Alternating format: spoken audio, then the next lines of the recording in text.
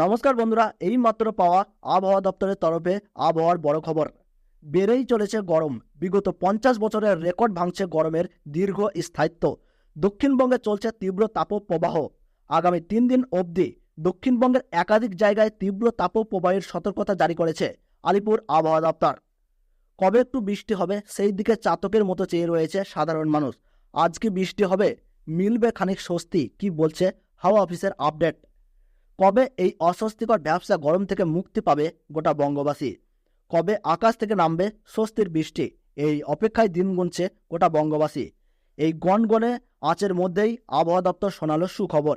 শুরু হচ্ছে জেলায় জেলায় স্বস্তির বৃষ্টি এবং বৃষ্টির সঙ্গে কালবৈশাখী ও শিলাবৃষ্টির দাপটও লক্ষ্য করা যাবে।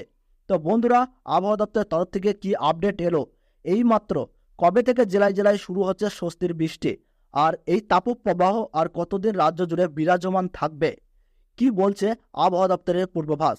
দক্ষিণবঙ্গ ও কলকাতাতে আবহাওয়ায় কবে থেকে উন্নতি হবে?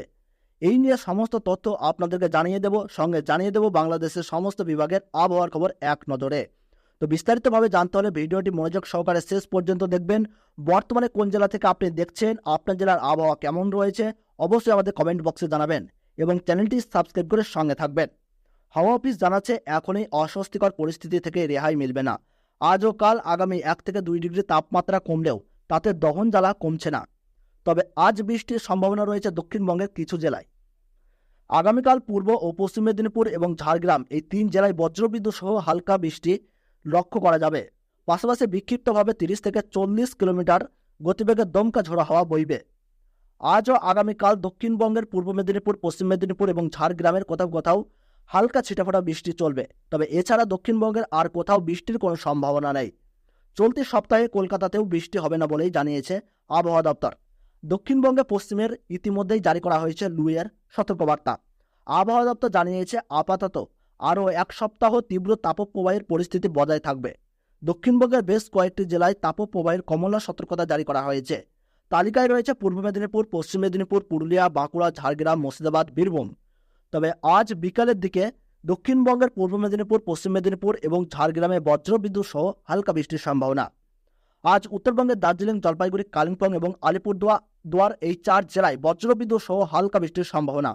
এরপর আগামীকাল বৃষ্টি হতে পারে কোচবিহার, দার্জিলিং, জলপাইগুড়ি, কালিম্পং এবং আলিপুরদুয়ারে। বাংলাদেশের আবহাওয়ার খবর এক নজরে। আজ দিনের তাপমাত্রা সামান্য কমতে পারে বলে জানিয়েছে বাংলাদেশ আবহাওয়া অধিদপ্তর। এরপর তাপমাত্রা ফের বেড়ে গরম আরও তীব্র হতে পারে বলে জানিয়েছে আবহাওয়াবিদরা। দেশের উপর দিয়ে চলমান তাপপ্রবাহ 72 ঘন্টা অব্যাহত থাকতে পারে বলেও তাপপ্রবাহের সতর্ক বার্তায় জানিয়েছে বাংলাদেশ আবহাওয়া অধিদপ্তর। জলীয় বাষ্পের আধিক্যের কারণে অস্বস্তি বাড়তে পারে বলেও সতর্ক বার্তায় জানানো হয়েছে।